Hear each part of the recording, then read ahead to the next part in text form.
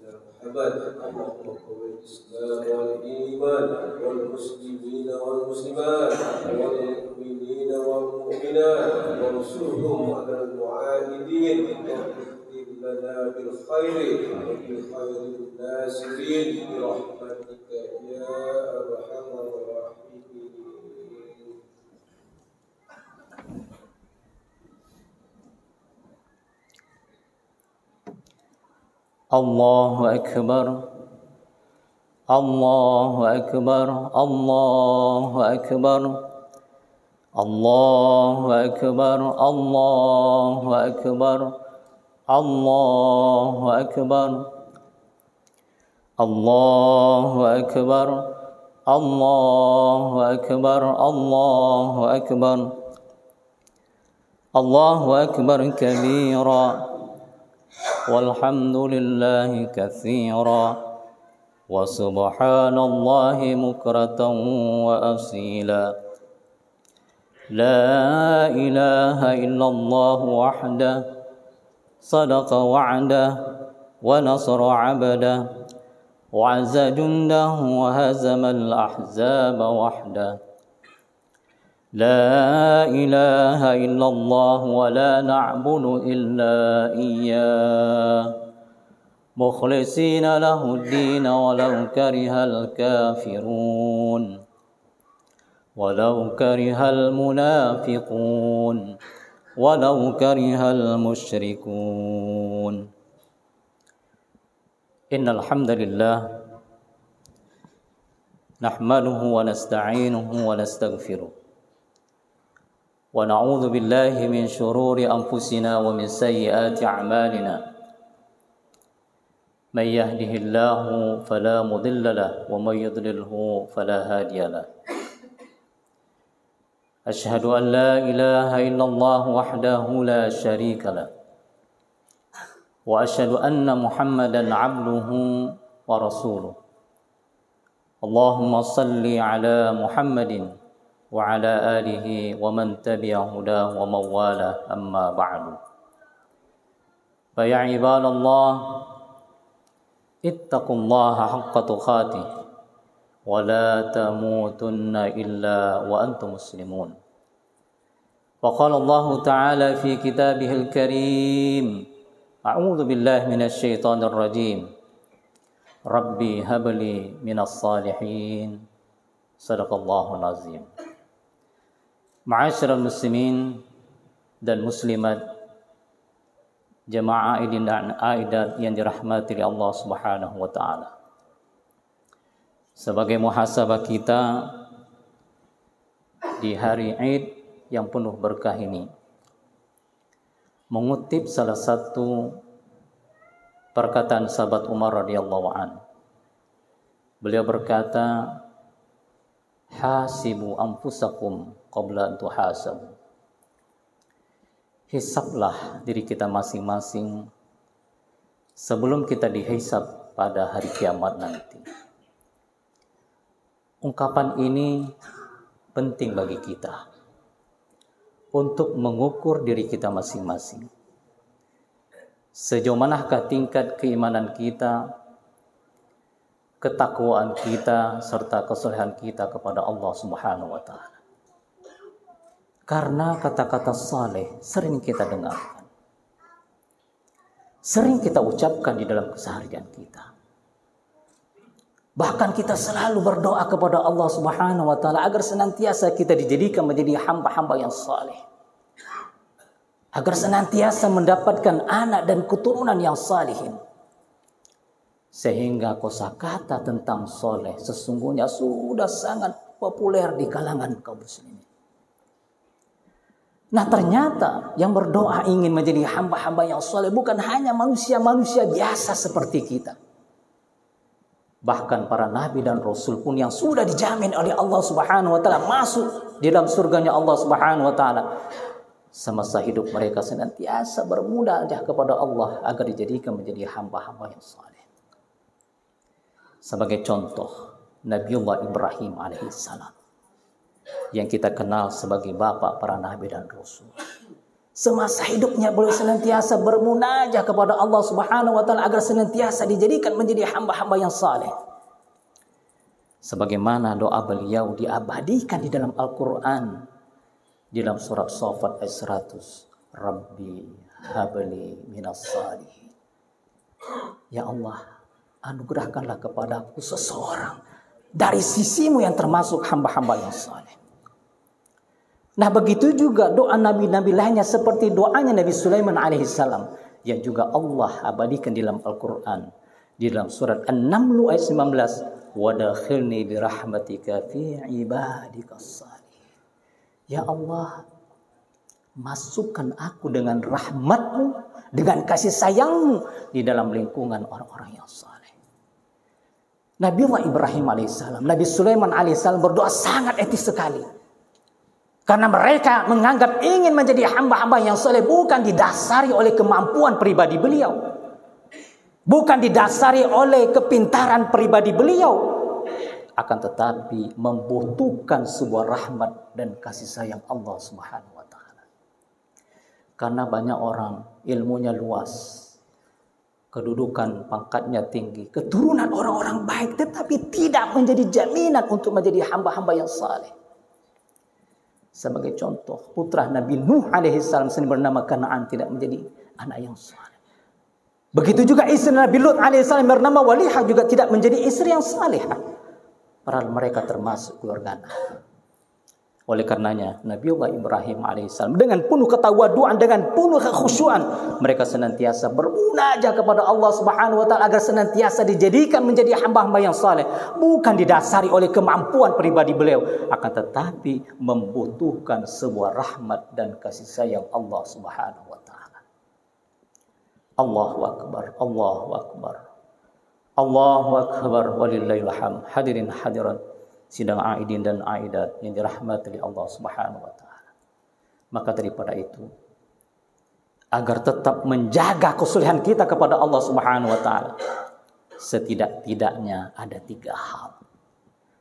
Yang pertama, hendaklah kita menjaga iman dan takwa kita kepada Allah Subhanahu wa taala dengan cara apa? Dengan cara menjaga batas-batas dan hak-hak Allah, dengan menjalankan segala perintah yang Allah perintahkan dan menjauhi segala larangan yang dilarang oleh Allah Subhanahu wa taala, serta mampu menjalankan ibadah yang wajib dan ibadah yang sunnah. Maka insya Allah akan menjaga diri kita dari segala hal-hal yang Allah akan menjaga hati kita. Allah akan menjaga iman kita. Dan Allah akan menjaga agama kita untuk senantiasa tetap istiqomah di atas kebenaran. Kenapa? Karena janji Allah Subhanahu wa taala di penghujung suratul Nahl. Innallaha ma'al ladzina taqaw wal ladzina hum muhsinun. Kata Allah, sesungguhnya Allah itu bersama dengan orang-orang yang bertakwa dan bersama pula dengan orang-orang yang senantiasa melakukan amal-amal kebaikan. Allahu akbar. Allahu akbar. Allahu akbar walillahil hamd. Hadirin hadirat sidang aidin dan aidat yang dirahmati oleh Allah Subhanahu wa taala.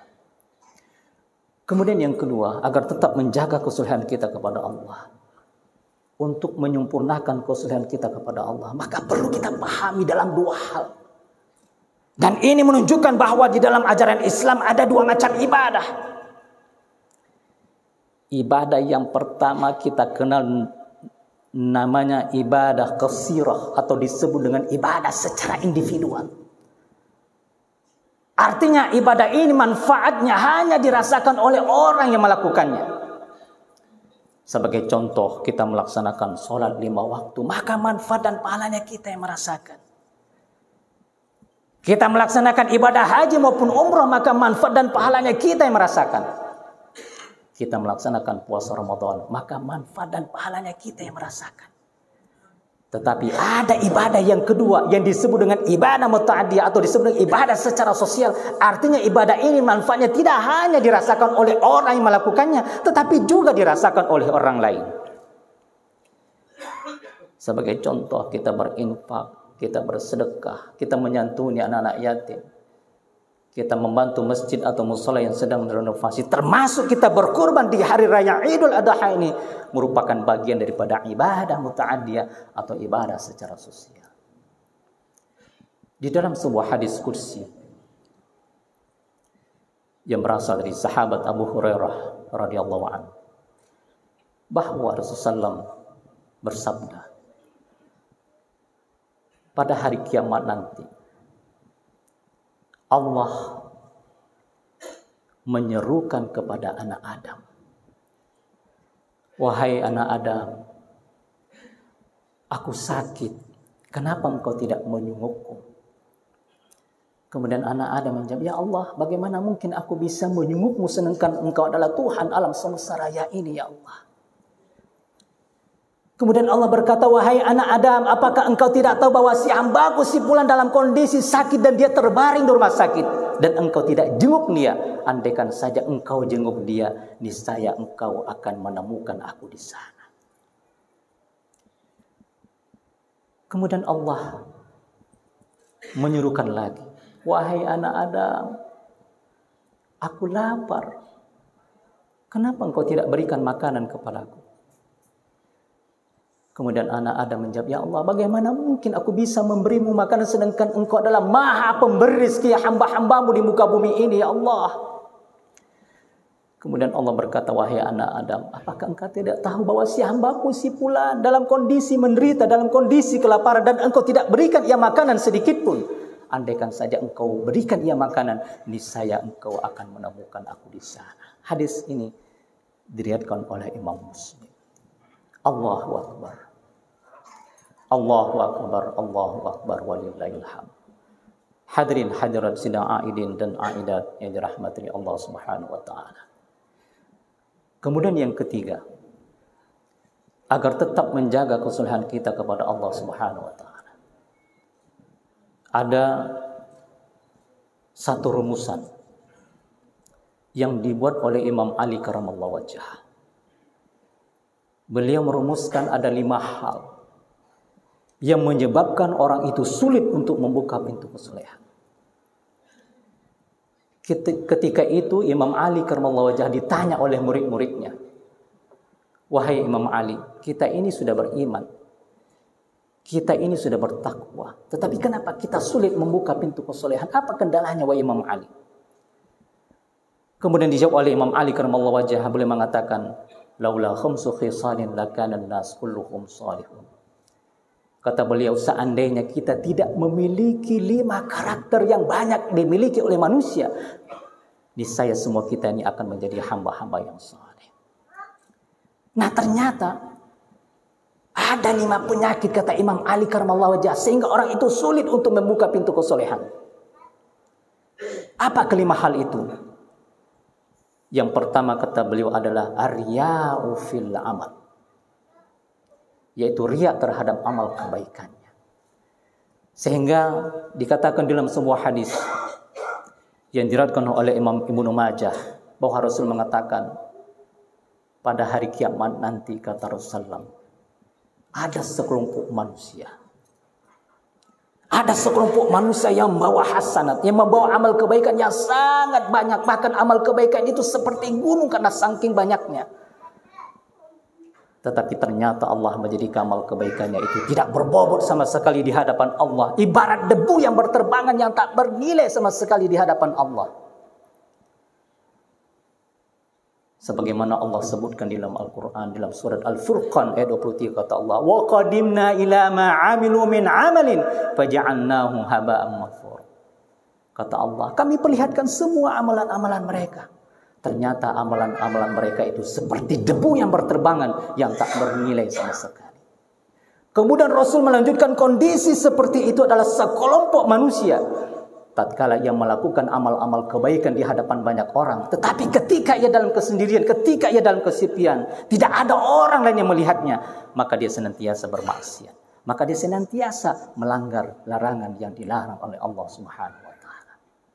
Maka kata Imam Ali karamallahu wajhah, semakin riya dia terhadap amal kebaikannya, maka semakin sulit dia akan membuka pintu kesolehan. Kemudian yang kedua kata Imam Ali karamallahu wajhah adalah al-i'jabu bir-ra'i. Orang yang ujub, orang yang merasa hebat, orang yang egois, orang yang tidak mau menerima pendapat atau saran orang lain dan pendapatnya selalu ingin benar. Maka kata Imam Ali, semakin sulit dia akan membuka pintu kesolehan. Kemudian yang ketiga, kata Imam Ali karamallahu wajhah, hirsun fid dunya. Hirsun artinya keinginan kuat terhadap dunia. Selama orang itu masih serakah dan tidak merasa puas atas nikmat yang diberikan oleh Allah Subhanahu wa taala, maka kata Imam Ali, semakin sulit dia akan membuka pintu kesolehan. Semakin serakah dia, semakin serakah dia, semakin serakah dia, maka akan semakin sulit untuk membuka pintu kesolehan. Allahu akbar. Allahu akbar, Allahu akbar, walillahil hamd. Hadirin hadirat sidang aidin dan aidat yang dirahmati oleh Allah Subhanahu wa taala. Kemudian yang keempat kata Imam Ali karamallahu wajhah adalah syukhun fil mal, yaitu kikir terhadap harta kekayaan. Semangat mencari harta kekayaan. Namun ketika Allah mengabulkan permohonannya, kemudian Allah limpahkan harta yang berlimpah, maka semakin sulit dia mengeluarkan 2,5% bagian daripada hartanya untuk di jalan Allah Subhanahu wa taala, termasuk untuk berkurban di hari raya Idul Adha. Sesungguhnya kita ini tidak seimbang hadirin. Ketika kita merengek-rengek meminta rezeki kepada Allah Subhanahu wa taala, kemudian Allah kabulkan permohonan kita, kemudian Allah uji dengan harta yang berlimpah kepada kita, terkadang semakin sulitnya kita mengeluarkan 2,5% bagian daripada harta kita untuk di jalan Allah Subhanahu wa taala. Tentu kondisi seperti ini sesungguhnya sudah disinyalir oleh Allah di dalam Al-Qur'an. Dalam surat At-Taubah ayat 75 sampai 76 kata Allah, "Wa minhum man 'ahadallah la in atana min fadli lanasaddaqanna wa lanakunanna minas salihin falamma ata min fadli bakhilu bih wa tawallaw wa hum mu'ridun." Kata Allah, wa minhum, di antara mereka sudah banyak berikrar, sudah banyak berjanji kepada Allah Subhanahu wa taala, lain atana min fadli, sekiranya Allah memberikan aku harta kekayaan, maka aku akan berjanji menjadi hamba-hamba yang saleh, aku akan menjanji menjadi hamba-hamba yang dermawan. Tetapi kata Allah, falamma atahum min fadli, ketika dia sudah dianugerahkan berupa harta yang berlimpah, bakhilu bih, maka dia kikir, maka dia bakhil. Malah justru dia membelakangi kebenaran Allah Subhanahu wa taala. Maka kata Imam Ali karamallahu wajhah, semakin kikir dia, maka semakin sulit dia akan membuka pintu kesolehan. Kemudian yang kelima ataupun yang terakhir kata Imam Ali karamallahu wajhah adalah qana'atun fil ilmi, yaitu kepuasan dalam hal ilmu. Sudah merasa alim, sudah merasa pintar, sudah merasa terpelajar, tidak mau lagi menimba ilmu pengetahuan, apalagi pengetahuan ilmu Islam, maka kata Imam Ali, maka semakin sulit dia akan membuka pintu kesolehan. Allahu akbar. Allahu akbar, Allahu akbar, walillahil hamd. Hadirin hadirat sidang aidin dan aidat yang dirahmati oleh Allah Subhanahu wa taala. Sebagai akhir khutbah singkat ini, maka dapatlah kita menyimpulkan bahwa sesungguhnya agar tetap menjaga kesolehan kita kepada Allah Subhanahu wa taala, yang pertama, hendaklah kita menjaga iman dan takwa kita kepada Allah dengan cara menjaga batas-batas dan hak-hak Allah, dengan menjalankan segala perintah yang Allah perintahkan dan menjauhi segala larangan yang dilarang oleh Allah Subhanahu wa taala, serta mampu menjalankan ibadah yang wajib dan ibadah yang sunnah.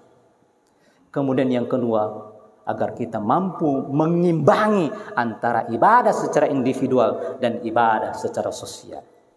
Kemudian ingat pesan Imam Ali karamallahu wajhah, jangan riya terhadap amal kebaikannya.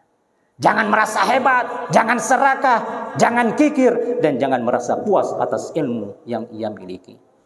Namun yang paling penting adalah doa. Memohon doa kepada Allah Subhanahu wa taala agar senantiasa kita dijadikan menjadi hamba-hamba yang saleh. Sebagaimana doa yang telah dicontohkan oleh Nabi Ibrahim alaihissalam, Rabbi habli minas salihin. Ya Allah, anugerahkanlah kepadaku seseorang dari sisimu yang termasuk hamba-hamba yang saleh. Maka dengan doa ini beliau mendapatkan putra yang saleh yang bernama Ismail alaihissalam dan mendapatkan istri yang salehah yang bernama Siti Hajar. Mudah-mudahan Allah Subhanahu wa taala membuka pintu kesolehan bagi kita semua. Amin ya rabbal alamin. Barakallahu li wa lakum fil Qur'anil azim. Wa nafa'ni wa iyyakum bima fihi minal ayati wadh-dhikril hakim. Wa taqabbalallahu minna wa minkum tilawatahu. Innahu huwal ghafurur rahim.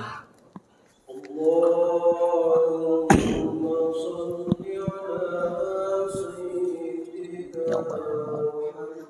Allahumma karamkallah. Ya Allah.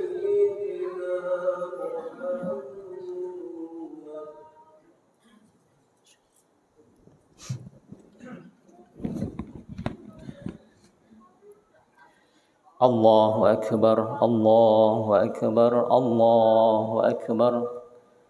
Allahu akbar, Allahu akbar, Allahu akbar. Allahu akbar kabira walhamdulillahi katsira wa subhanallahi bukratan wa asila. Alhamdulillahi rabbil alamin. ولا عدوان إلا على الظالمين نحمده ونستعين ونستهدي أشهد أن لا إله إلا الله وحده لا شريك له وأشهد أن محمدا عبده ورسوله اللهم صل على محمد وعلى آله وصحبه والتابعين أما بعد فيا عباد الله اتقوا الله حق التقوى لعلكم تتقون وقال تعالى إن الله وملائكته يصلون على النبي يا أيها الذين آمنوا صلوا عليه وسلموا تسليما اللهم اغفر للمؤمنين والمؤمنات والمسلمين والمسلمات الأحياء منهم والأموات إنك سميع قريب مجيب الدعوات يا قاضي الحاجات اللهم ربنا ظلمنا أنفسنا وإن لم تغفر لنا وترحمنا لنكونن من الخاسرين اللهم ربنا آتنا من لدنك رحمة وهيئ لنا من أمرنا رشدا ربنا آتنا في الدنيا حسنة وفي الآخرة حسنة وقنا عذاب النار والحمد لله رب العالمين بالله التوفيق والهداية السلام عليكم ورحمة الله وبركاته.